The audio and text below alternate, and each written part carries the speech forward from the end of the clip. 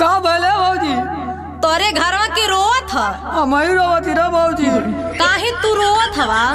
भौजी हमारे साथे बहुत बड़ा धोखा हो गल रे। का भलो? ले सुन, हमारे जान मन हमके छोड़ के चल गई। दारू पियत रहला तबे मुँह मोड़ के चल गईली।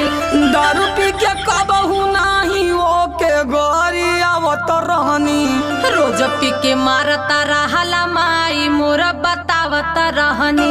बाकी मोरी भौजी हमारा संगे तो गलत भइल। जवन होखे के रहला देवरू तो होई गईल।